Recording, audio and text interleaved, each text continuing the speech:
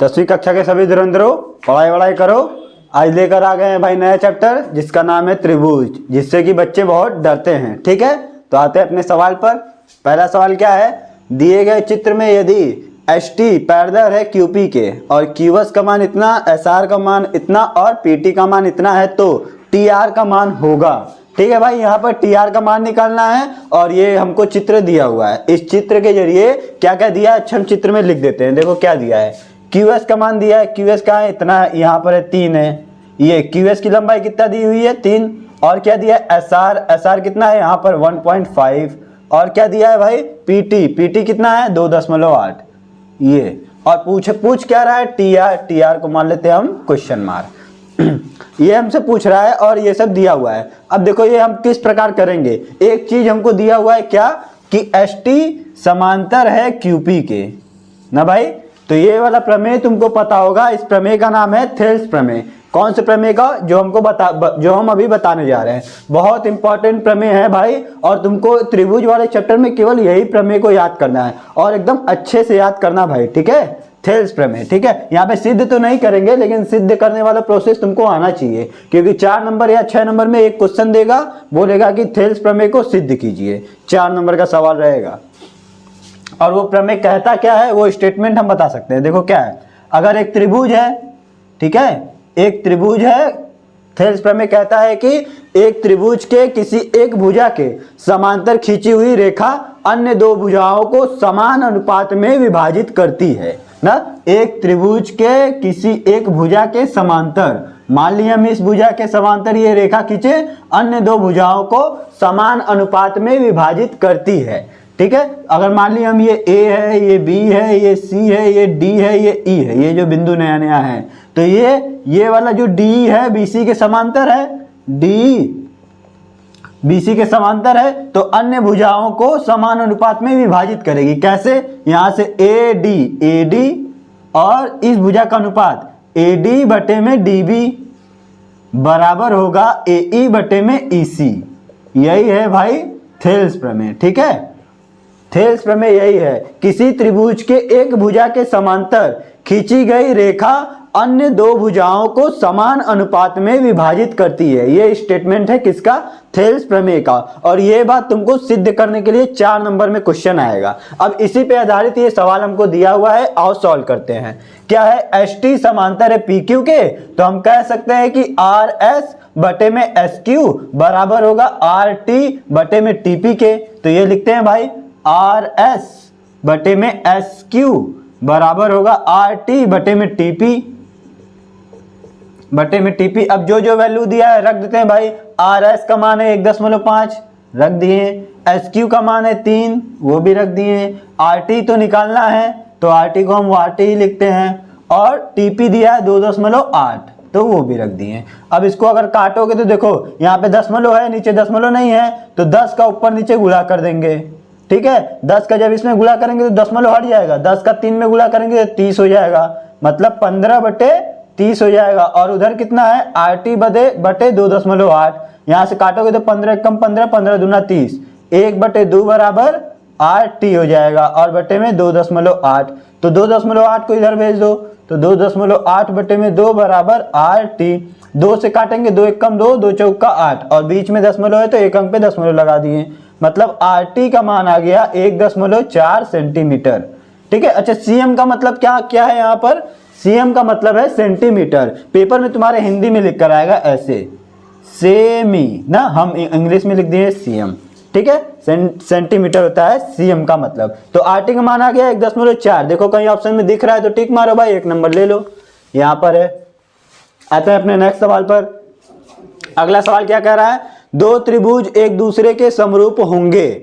Option में क्या पूछ रहा है कि 2 त्रिभुज एक दूसरे के समरूप कैसे होंगे, वो ऑप्शन दिया है, देखते हैं क्या है। यदि इनके संगत कोण बराबर हो, यदि इनकी संगत भुजाएं समानुपाती हो, ए और बी दोनों, डी ऑप्शन है इनमें से कोई नहीं। 4 ऑप्शन दिया है और पूछ रहा है कि 2 त्रिभुज समरूप कब होंगी। तो 2 त्रिभुज समरूप कब होंगी, ये कंडीशन भाई तुम लोग को पता होना चाहिए ना। इसका कंडीशन क्या है, 2 त्रिभुज के समरूप होने का 2 कंडीशंस है। दो त्रिभुज के समरूप होने का कंडीशन तो 2-3 है, लेकिन यहाँ पर जो ऑप्शन दिया है उसके हिसाब से हम बता रहे क्या होगा। देखो मान लो एक त्रिभुज ये है PQR और एक त्रिभुज है ABC। अब ये दोनों त्रिभुज समरूप होंगे कब पता है? अगर इनके संगत कोण, संगत कोण का मतलब क्या हुआ भाई? संगत, ये वर्ड को एकदम ध्यान से सुनना। जैसे अगर हम यहाँ का P के संगत A लेते हैं, इस त्रिभुज का P लिए तो उसका संगत कोण A हो जाएगा, इस त्रिभुज का Q लिए तो इसका संगत कोण B हो जाएगा, इस त्रिभुज का एंगल R लिए तो उसका संगत कोण C हो जाएगा ना। मतलब कि इनके अगर इनके संगत कोण बराबर हुए, यदि एंगल A बराबर एंगल P, एंगल B बराबर एंगल Q, एंगल C बराबर एंगल R, और एक बात है, यदि इनके संगत भुजाओं का अनुपात बराबर हुआ तब, भुजाएं बराबर नहीं बोल रहे हैं हम, भुजाओं का अनुपात बराबर हुआ तब, तो संगत भुजाओं का अनुपात क्या होगा? PQ के संगत इस त्रिभुज का है AB, हम अच्छा AB को पहले ले रहे हैं ना, कोई दिक्कत नहीं अगर PQ को भी लेंगे तो। PQ के संगत भुजा AB है बराबर इस भुजा का अनुपात बराबर होगा अगले भुजाओं के संगत भुजाओं का अनुपात, मतलब PQ के बाद QR बटे में आएगा, इसके संगत होगा BC और ये बराबर होगा PR RP और इसके संगत क्या है? CA। ठीक है, दो त्रिभुज समरूप होंगे यदि उनके संगत भुजाओं का अनुपात बराबर हो और उनके संगत कोण बराबर हो, या तो ये कंडीशन हो या ये कंडीशन हो या दोनों हो, तो दोनों त्रिभुज क्या कहलाएंगे? समरूप कहलाएंगे ना। तो क्या यहाँ पे त्रिभुज PQR समरूप हो जाएगा त्रिभुज ABC के। और ये बात लिखने वाला भी बात डिपेंड करता है कि हम यहाँ पर लिख कैसे रहे हैं। यहाँ पे इस तरीके से लिखेंगे भाई, कुछ भी रैंडमली नहीं लिख देंगे, जो कोण जिसके बराबर है उसको उसके अनुसार रखेंगे। जैसे यहाँ पे P बराबर था A के, इसीलिए हम यहाँ पहले P लिखे हैं, तो इस वाले में A को पहले रखे हैं ना। यहाँ पे Q बराबर है B के, इसीलिए यहाँ पर Q को पहले लिए तो यहाँ पे B को पहले ले लिए। यहाँ पर R बराबर है C के, इसीलिए देखो यहाँ पर R को आखिरी में रखे हैं तो C को भी आखिरी में रखे हैं। तो ये वाला जो लिखे हैं ये तो सही है, लेकिन अगर हम इसको ऐसे लिख दिए तब गलत हो जाएगा। कैसे? अगर PQR दिखा दिए कि समरूप त्रिभुज CBA, अगर ऐसे लिख दिए तो ये बात गलत है भाई।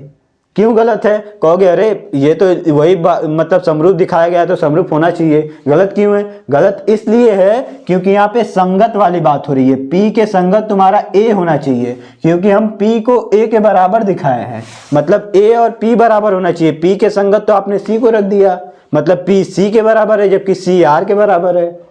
ये गलत है भाई, ये अगर कहीं भी ऐसे लिख दिए जल्दी जल्दी में तो गड़बड़ हो जाएगा। ठीक है, संगत भुजाओं को, संगत एंगल को ध्यान में रखते हुए ये वाला बात लिखना कभी भी। ठीक है, तब यहाँ पे हम दोनों कंडीशन क्या दिखाए हैं, और ये बात तुम्हारे एनसीईआरटी में भी भाई लिखा है, एकदम अच्छे से एक्सप्लेन किया है। एनसीईआरटी का एक मतलब 144 पेज नंबर 144 पे जाओगे ना तो देखोगे नीला करके एकदम बॉक्स में लिखा हुआ है, बहुत अच्छे से इस बात को एक्सप्लेन किया है कि हम इसको ऐसे लिखेंगे, ऐसे नहीं लिखेंगे, और क्यों नहीं लिखे हैं वो सब बात उसमें लिखा हुआ है। ठीक है, तो आओ अब इसमें से ऑप्शन देखते हैं कौन सा सही होगा।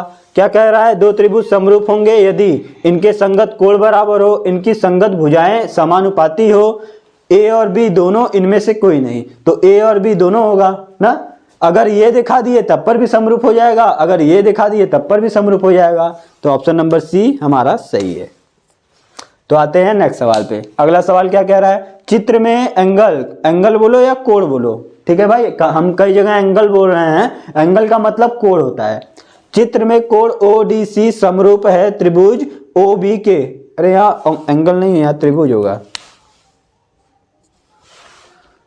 चित्र में त्रिभुज ODC समरूप है त्रिभुज OBA के, यदि यहाँ पे देखो त्रिभुज को समरूप दिखा दिया गया है ना, तो यदि एंगल BOC का मान इतना और COD का मान इतना है तो AOB का मान क्या होगा? OAB का मान, OAB इसमें खोज लो। अच्छा, चित्र यही है मेरे पास, OAB देखो यहाँ पे क्या है, OAB मतलब इस एंगल का मान हमको निकालना है।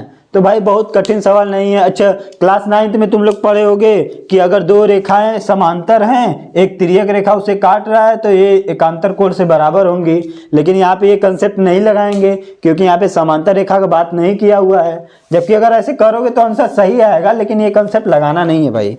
ठीक है, तो अब हम सॉल्व करते हैं। जो दिया है उसके हिसाब से ये कह रहा है कि ये इसके समरूप है, मतलब ये जो त्रिभुज समरूप है तो इसका जो एंगल है O बराबर होगा इसके एंगल O के, और इसका जो एंगल D है बराबर होगा एंगल B के। अभी यहाँ पर ये बात समझाए हैं कैसे कैसे। संगत कोण के बराबर होंगे अगर दोनों त्रिभुज समरूप हुए तब।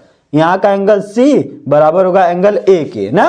यहाँ पे एंगल C तो पता नहीं है, एंगल D पता है। एंगल D बराबर होगा एंगल B के, मतलब ये वाला एंगल D बराबर होगा एंगल B के। एंगल D का मान है 70, तो B का मान भी हो जाएगा 70 डिग्री। ये एंगल हमको पता चल गया 70 डिग्री। इस एंगल को हम पता कर सकते हैं ना। ये देखो AC एक लाइन है, AC क्या है, एक लाइन है, और BO उस पे एक रेखा है। ये AC है और ये O ये B है। हमको ये कोण पता है 125, तो ये वाला तो हम बता ही सकते हैं। 180 माइनस वो हो जाएगा, तो 180 में से 125 घटाएंगे तो ये आ जाएगा 55 डिग्री ना। ऑप्शनल क्वेश्चन है भाई, उतना ज्यादा लिखना नहीं है, दिमाग में सोचकर भी सबका आंसर दे सकते हो। बी हमको पता चल गया 70, और ये एंगल O पता चल गया कितना 55 डिग्री।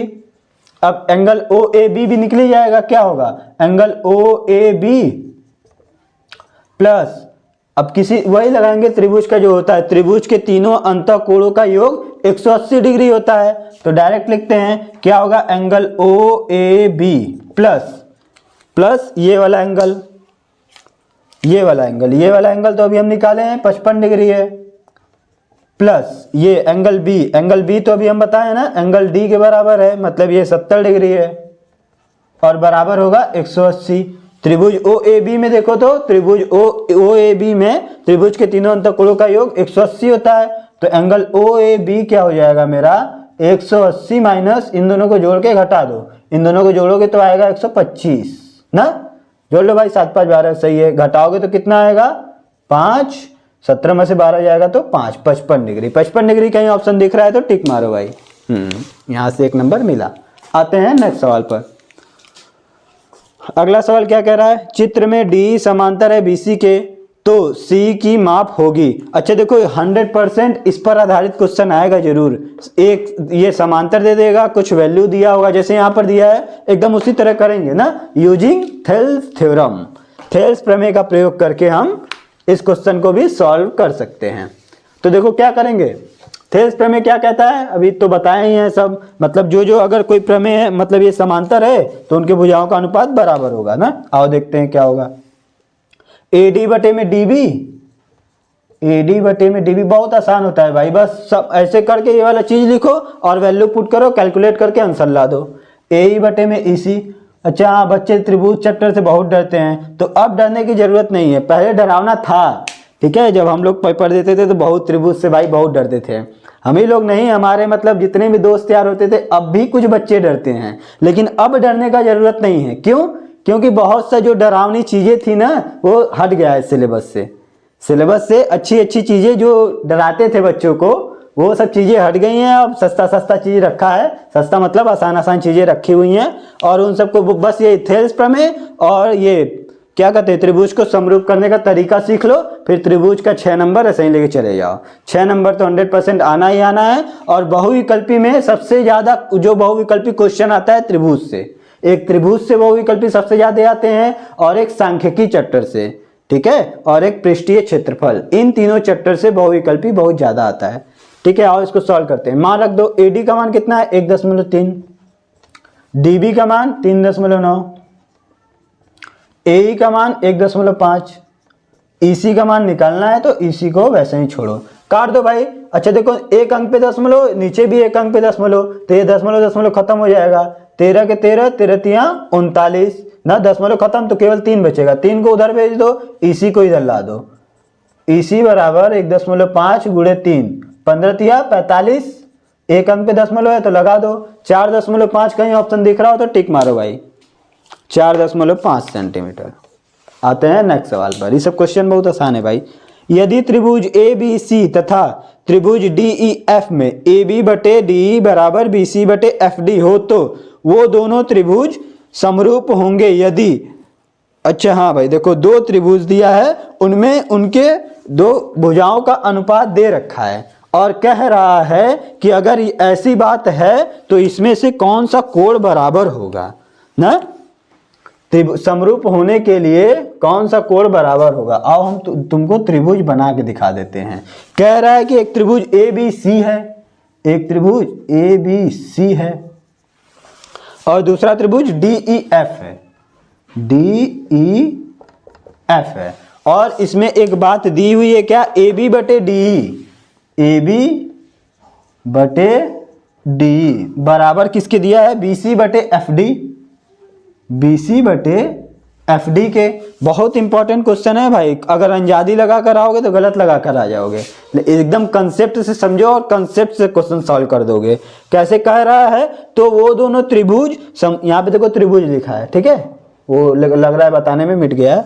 दोनों त्रिभुज समरूप होंगे यदि, अच्छा समरूप कैसे होंगे यदि, अच्छा देखो हाँ, समरूप होने का क्या होता है, देखो यहाँ पे समरूप होने का कंडीशन पता होगा तो बता पाओगे, लेकिन नहीं पता होगा तो पहले हम वो बता देते हैं कि समरूप होने के कंडीशन क्या क्या होते हैं, उसके बाद तुम इसका क्वेश्चन का आंसर देना। देखो अगर दो त्रिभुज दिया हुआ है तो हम क्या किन किन कंडीशन से त्रिभुज को समरूप बता सकते हैं। पहला, यदि हम उनके तीनों कोणों को बराबर दिखा दें, मतलब एंगल A बराबर एंगल D दिखा दें और एंगल B बराबर एंगल C दिखा दें, एंगल B बराबर एंगल E, मतलब संगत कोणों को कह रहे हैं, एंगल C बराबर एंगल F दिखा दें, तो हम इस कंडीशन को बोलते हैं एंगल एंगल एंगल समरूपता। मतलब कि कोण कोण कोण समरूपता से त्रिभुज ABC समरूप हो जाएगा त्रिभुज DEF के। ये पहला कंडीशन है त्रिभुज को समरूप दिखाने का। अब दूसरा बात क्या है, देखो दूसरे में हम ये दिखा सकते हैं कि तीनों भुजाओं के संगत भुजाओं का अनुपात उस वाले त्रिभुज के संगत भुजाओं के अनुपात के बराबर है, तो अब भी ये दोनों त्रिभुज समरूप होंगे। कैसे, अगर हम इस त्रिभुज का AB ले लें उस त्रिभुज के DE के साथ अनुपात, और इस त्रिभुज के BC उसके संगत भुजा EF, और इस त्रिभुज का AC उसका संगत भुजा DF, अगर इन तीनों का भुजाओं के अनुपात बराबर हुए तब पर भी ये दोनों त्रिभुज क्या कहलाएंगे, समरूप कहलाएंगे। किस कंडीशन पर, उसको बोलेंगे SSS समरूपता ना। साइड साइड साइड, S मतलब साइड साइड साइड समरूपता, साइड साइड साइड मतलब भुजा भुजा भुजा समरूपता, और ए का क्या मतलब हुआ, एंगल एंगल एंगल समरूपता। ये दो बातें हो गई भाई, दोनों आसान आसान। और एक बात क्या हो सकता है, और एक बात ये है कि हम दोनों त्रिभुजों में एक भुजा का, कोई दो भुजा का अनुपात दिखा दो और ये दोनों भुजा उस कोण को अंतर्गत कर रही हो, एक कोण बराबर दिखा दो, तब हम उसको बोलेंगे SAS समरूपता। कैसे, देखो ऐसे हम मान लेते हैं कि AB बटे BC बराबर, अरे AB का अनुपात, AB के संगत हम DE ले लिए और BC के संगत हम EF ले लिए, BC के संगत EF ले लिए, मतलब एक भुजा का अनुपात ले लिए। तो बस इस कंडीशन पे तो हम समरूप नहीं बोल पाएंगे ना, क्योंकि तीनों भुजा होता तब बोल सकते थे, क्योंकि हमको यही बात अभी तक पता है। अब देखो हम दो भुजाओं का अनुपात ले लिए, अब एक कोण ले लेंगे जो कि इन दोनों भुजाओं के बीच में कोण हो। कैसे, देखो यहाँ पे भुजा क्या क्या है, AB और BC, AB और BC भुजा है, तो इन दोनों भुजाओं से बनने वाली कोण कौन सा है, ये वाला कोण ना। उसी तरह उस वाले त्रिभुज में जाओ, यहाँ पे क्या है, BC बटे EF, अरे यहाँ पे DE और EF है, DE और EF, इन दोनों भुजाओं से बनने वाली कोण कौन सा है, ये वाला कोण है ना। तो इसको बोलते कैसे हैं पता है, क्वेश्चन में ऐसा ही लिख कर आता है कि इन भुजाओं को अंतर्गत करने वाली कोण बराबर होना चाहिए। तो इन भुजाओं से अंतर्गत होने वाली कोण, ये वाला कोण है एंगल ABC। अगर हम यहाँ पे दिखा दिए कोण ABC बराबर है कोण DEF के, तब यहां पे हम बोल सकते हैं साइड साइड एंगल समरूपता। इस कंडीशन को क्या बोलेंगे, SAS समरूपता। भाई इन तीनों बात पे तुम किसी भी दो त्रिभुज को समरूप दिखा सकते हो। भाई ये बात ध्यान देना, जो दो भुजाओं का अनुपात दिया है वही कोण लेंगे जो उन दोनों भुजाओं के अंतर्गत हो, वो वाला कोण हम नहीं लेंगे। अगर तुम इसके जगह पे अगर दिखा दिए होते ये दोनों कोण को, ये ए और डी को बराबर दिखा के तुम अगर बोल दिए ये समरूप है, तो ये गलत है, समरूप नहीं होगा तब वो। ठीक है, समरूप तब ही हम कहेंगे जो भुजा का अनुपात लिए हैं उनके बीच में वो कोण आना चाहिए। ठीक है, तो इसी बात पे देखो तुम्हारा बहुविकल्पी में क्वेश्चन 2024 में आया हुआ है, केवल इसी बात पर। तो देखो कौन कौन सा भुजा दिया है, ए बी और बी सी दिया हुआ है, ए बी और बी सी दिया हुआ है, और उसमें कौन सा दिया है भुजा किसके अनुपात के बराबर, डी और एफ डी, डी ई और एफ डी। अच्छा ध्यान से समझना, ये सब बातें तो जो बता दिए भाई, ये तीन तरीके का होता है। अच्छा एंगल एंगल एंगल तीनों ना दिखा कर इसको हम ऐसे भी बोल सकते हैं, किसी भी दो कोण को बराबर दिखाओ, चौथा कंडीशन मतलब इसी का होता है उपप्रमेय जो होता है, दो एंगल बराबर दिखा दिए, फिर भी तुम बोल सकते हो एंगल एंगल समरूपता से त्रिभुज, ये वाला त्रिभुज इस त्रिभुज के समरूप होगा, एंगल एंगल समरूपता। या तो एंगल एंगल एंगल तीन दो एंगल दिखा के करो, या दो एंगल दिखा के करो। क्योंकि देखो अच्छे सोच के देखो, अगर दो कोण तुम इसके बराबर दिखा दिए तो तीसरा तो ऑटोमेटिक ही बराबर हो जाएगा ना। कैसे कह रहे हैं हम, जैसे इसमें मान लो ये 50 है और ये 60 है, तो यहाँ पर भी 50 हो गया, यहाँ पर भी 60 हो गया। अब इन दोनों त्रिभुज में तीनों कोणों का योग 180 करके तीसरे वाले का कोण जो निकालेंगे उसमें भी वही करके निकालेंगे तो उतना ही आएगा। इसीलिए इसको बोल दो एंगल एंगल समरूपता या फिर एंगल एंगल एंगल समरूपता। ठीक है, तब आते हैं अपने सवाल पे क्या कह रहा है उस पे आते हैं। ये सब बातें भाई समझ गए होगे, तब क्वेश्चन एक बार में समझ जाओगे कि करना क्या है। तो देखो जो दिया हुआ है एकदम वही हम करेंगे। इसको थोड़ा मिटा दे ताकि कंफ्यूजन ना हो तुम लोग को। देखो क्या दिया है हमको, हाँ ए बी बटे में डी, मतलब यहां से ए वाला भुजा लिया हुआ है ए बी वाला, और उसमें डी वाला भुजा लिया हुआ है ना। फिर यहाँ पे क्या ए बी के साथ कौन सा भुजा बी सी, ए बी और बी सी कौन सा कोण अंतर्गत कर रही है, कोण बी को अंतर्गत कर रही है। ए बी बी सी, देखो ए बी बी सी ये वाले कोण को अंतर्गत कर रही है ना। हाँ अब यहाँ पे देखते हैं इस त्रिभुज से कौन कौन भुजा लिया गया है, डी और एफ डी। खोजो कहाँ है डी, डी ई और एफ डी, मतलब कि ऐसे ई डी डी एफ बोल सकते थे। ठीक, ये वाला कोण को अंतर्गत किया गया है ना। देखो जो समझना क्या लिया गया, डी और एफ डी ये वाला कोण अंतर्गत हुआ जो भुजा लिया गया है। मतलब कि यहां पर जो कोण है ये बी और यहां पर जो कोण है ये डी, ये दोनों त्रिभुज समरूप कब होंगे, जब बी और डी बराबर हो, मतलब एंगल बी बराबर हो एंगल डी के। अगर ये तब हम यहाँ पे बोल सकते हैं एस ए एस समरूपता से ये त्रिभुज इस त्रिभुज के समरूप होगा। तो जहां पर भी भाई एंगल बी एंगल डी बराबर दिया हो वो ऑप्शन टिक करो और एक नंबर पा जाओ। ऑप्शन नंबर डी में ये ऑप्शन है, तो यहाँ पे इसे टिक करो और एक नंबर पाओ। ठीक है, तो अब इस क्वेश्चन को मिटाते हैं, लिखते हैं कुछ और सवाल जो 2024 में आए हुए हैं।